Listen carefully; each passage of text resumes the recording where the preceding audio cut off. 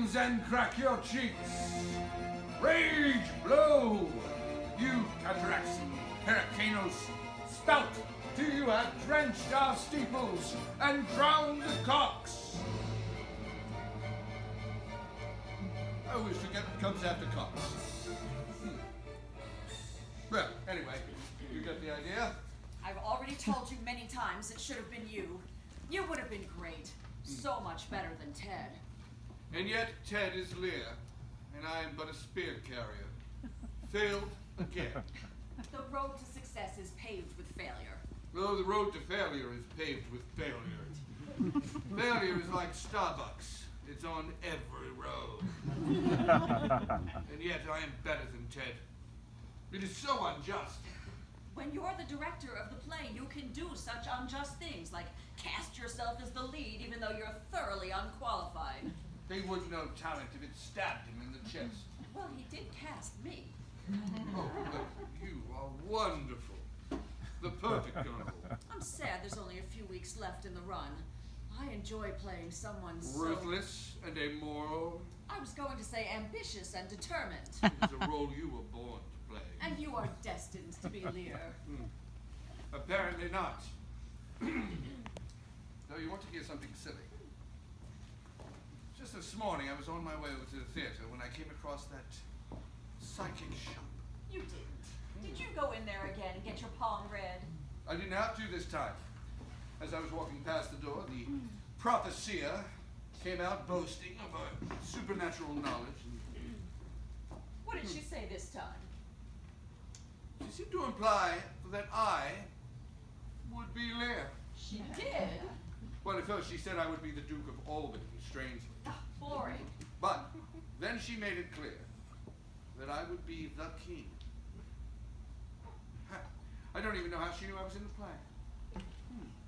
Who knows how she works her magic if you believe in such a thing? Naturally, I don't. Don't you? I do. I believe in all that stuff. Tarot readings, crystal balls, astrology. I don't believe in astrology. That's because I'm a Virgo. I've often believed this fortune teller. Madam Wayward, so old and strangely dressed, yet she knows things about me. It's hard not to believe she's mystical. But how can I trust her this time?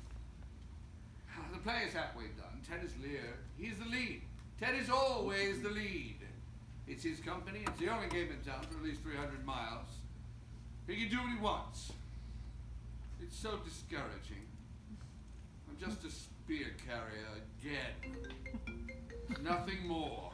That's pretty good. Hello? Yes.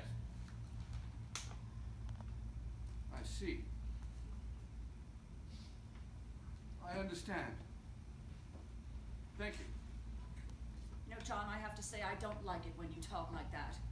That was strange. Nothing more than a spear carrier. What does that say about me? I can't do better than a spear carrier? I'm not a spear carrier. You're damn right you're not. You're a lead. I'm the Duke of Albany. I said a lead. Think bigger, John. No. I mean, I've been promoted to the Duke of Albany. What? That was Ted. He's on his way over here to talk about it with me now. What about Steve? He plays the Duke of Albany. Steve quit in a jealous rage. He heard his wife calling out Ted's name while having sex. Well, she was having sex with Ted at the time. Oh, I see. Well, I'm surprised it took Steve this long to find out. You knew? Ted wasn't very discreet. I caught him and Steve's wife in the prop room last week. Well, Steve's gone now, so Ted gave me the role. Just like the psychic said. That was so incredible. She also said that you would be Lear. But what are the odds of that?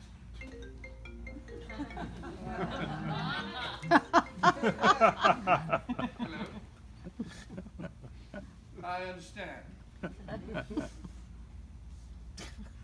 That was Ted. Seems the person playing the Duke of Albany is also the understudy for Lear. Oh my God!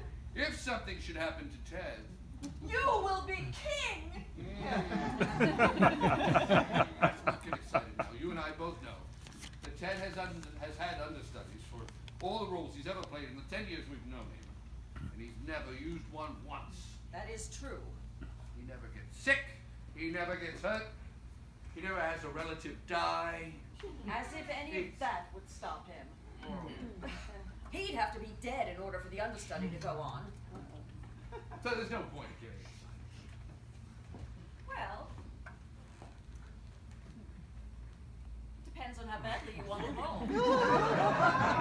Ah, you know I would do anything. Would you? What would you have me do? I would have you act. Jane, I would not want to do anything like that. No, nothing worse than bad acting. Of course, good and bad are subjective, aren't they?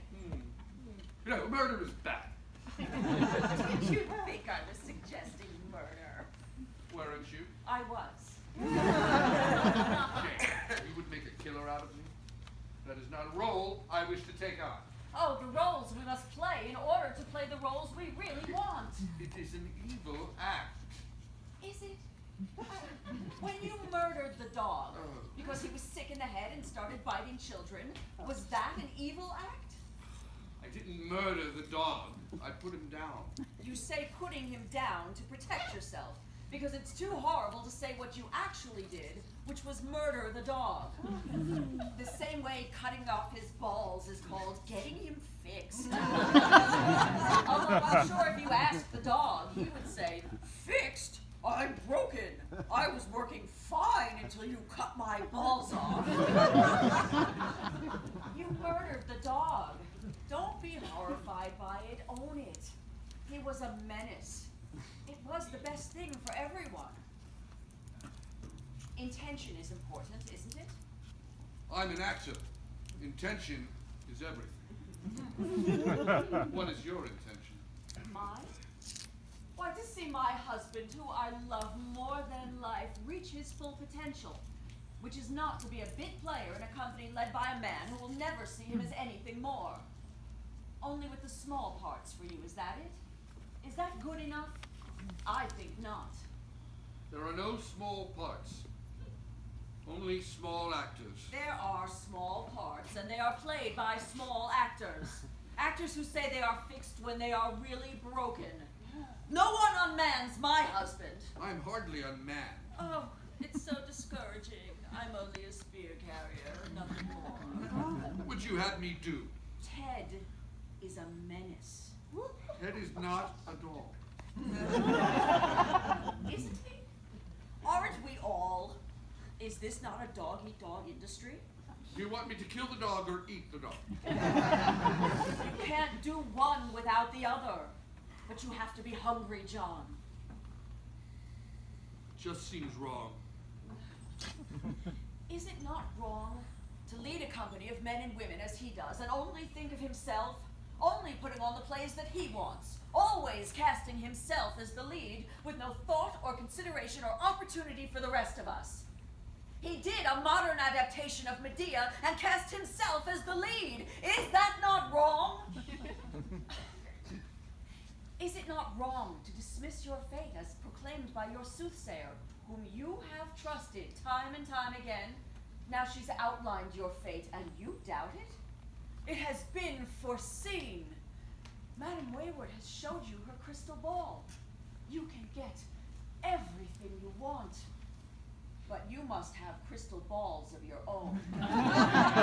If you equivocate, if you deny your destiny, is that not wrong? Is it not wrong to treat your wife this way? It pains me to see you sulk in self-pity, lamenting your lot in life. Oh, you are my husband. I want no other man, but I do want a man. Someone who will fight for what he wants and not cry about injustice. Woe is me, I'm only a spear carrier. I say don't just carry the spear, use it.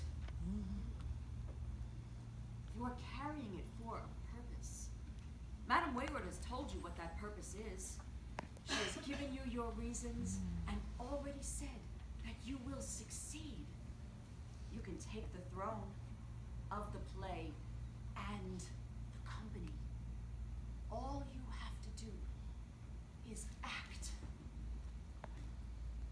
You are the understudy. It's time for you to go on.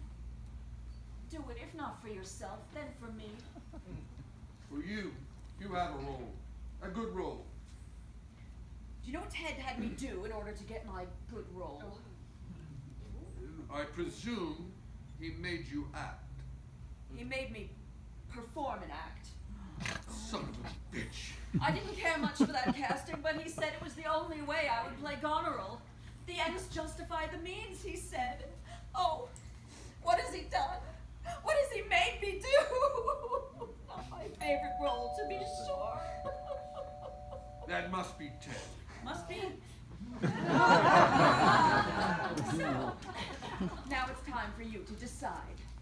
What role will you play in order to get what you want? What role indeed? Is this the dagger which I see before me? Break a leg.